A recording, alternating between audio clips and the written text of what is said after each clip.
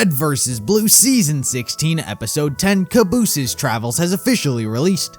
So let me break it down for you. So we return to Caboose's now recurring bit of his storytime videos. He informs us on the adventures that he's been on, which includes but is not limited to teaching primates how to use tools, discovering fire, inventing the rock band, creating We Didn't Start the Fire, using said fire to burn down the Library of Alexandria, causing the Great Fire of London, as well as blowing up the Hindenburg. He also started World War I, founded Rooster Teeth, as well as tried to have coffee with Coffee Guy, and who knows what else. Now, I'll start this off by saying I love the fact that we were given dates to these events. Most don't actually matter. Yeah, they're historical events, and even without the dates, we would have been able to pick out what they were and when they happened. But it's the Red vs. Blue specific dates that I liked. Red vs. Blue has always been very hesitant when it came to specific years. I mean, look at season 9 and 10 with the freelancers. We were never given a here is when it is taking place. They were just like many years ago. So, events like the Coffee Man took place in 2548. The Great War ended in 2552. That is 4 years. So, everything from season 9 and 10 to the end of season 5,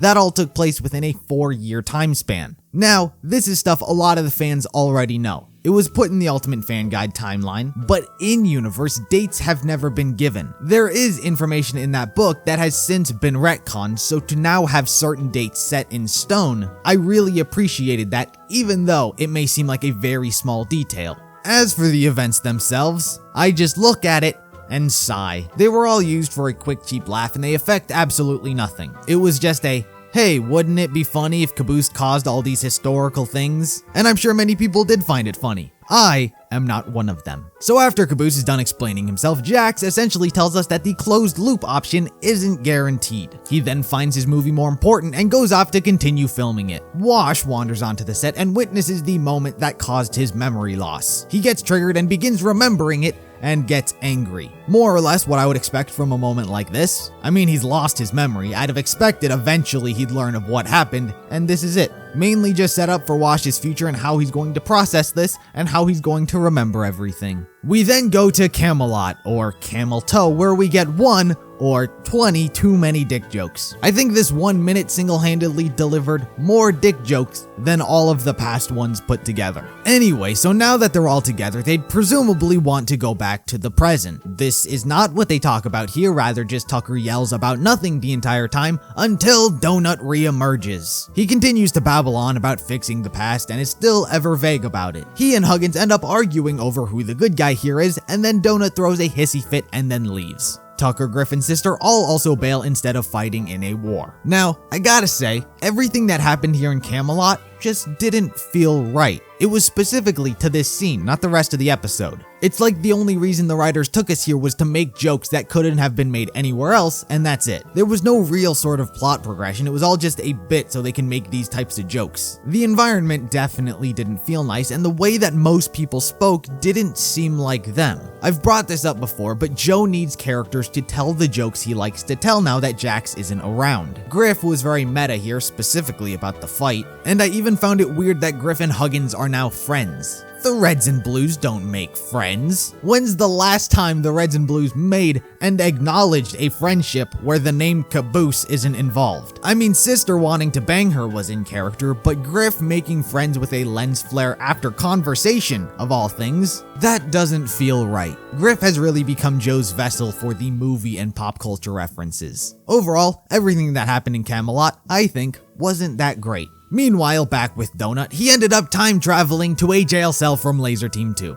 Or it's God's place. Doc is also here, and we finally get to see him, who is a bunch of gears. Now, elephant in the room, probably not God. Most likely it's Krovos, who is Kronos, father of time. I mean, it might explain all the gears. So, if this is the case, and this is Krovos, then Donut is fighting for the wrong side? I don't even think there is a right and wrong side in this battle. Atlas has tried to kill the Reds and Blues, and he insults them, and Krovos is trying to recruit them, kind of. There is no good or bad side, you're not rooting for anyone to win. The Reds and Blues aren't even really relevant in their story other than they may do some unspecified thing. O'Malley is here, and considering his want for chaos, if this is Krovos, then you can assume he's not a good guy either. So who do you side with here? The guy who tried to kill you or the guy O'Malley has teamed up with? Donut, I mean, first of all, who knows what happened to him? But he's now a shizno? Still unspecified how that works. Now, here's the thing. I've come to realize that this season is working the exact opposite to how Season 15 did in terms of the audience's enjoyment specifically. In Season 15, the story came out swinging. There was mystery, intrigue, and the audience was invested. Yeah, Jax's pop culture references and meta jokes never meshed well with the audience. But in terms of the bigger picture and the plot, everyone was for the most part excited. Then, around episode 8, everything hit the brakes hard. It became boring and slow, and it just lost the audience as time went on. It did an amazing job at setting up a plot, but didn't do great on the follow-up. In this season, the first 7 episodes were not good. Nothing made any sense. It was being random for the sake of trying to be funny, and it lost a lot of the audience. Then, all of a sudden, episode 8 happens. Now that it did a terrible job at setting up things, the past few episodes have steadily been getting better. More of a cohesive plot has been forming, and it's been a lot more entertaining. Now, I can't tell whether or not this is because the setup was so terrible that any semblance of grounded story seems good, or if it is the fact that the plot and writing has been getting better. It seems like now we've crossed that threshold of setup. Like every episode prior was to get to this point so we could finally do something and go somewhere. I'm glad that I've gotten this sense of feeling now, but it seems like for a portion of the audience, it's too late. This season spent so much time on the setup that it lost people. I think that a lot of the time travel shenanigans should have been cut down. We didn't need full-length episodes dedicated to a single joke. I feel like a lot of them could have been cut shorter or just cut altogether. Key example for me would be Camelot this episode. Did we really need this? It didn't do anything. Yes, the characters needed to meet up so they could travel back, but considering the situation with the time machines, it could have done literally anything else to shorten the time. Having 7 episodes of wacky random adventures didn't seem like the right move to try and hook the audience in this season.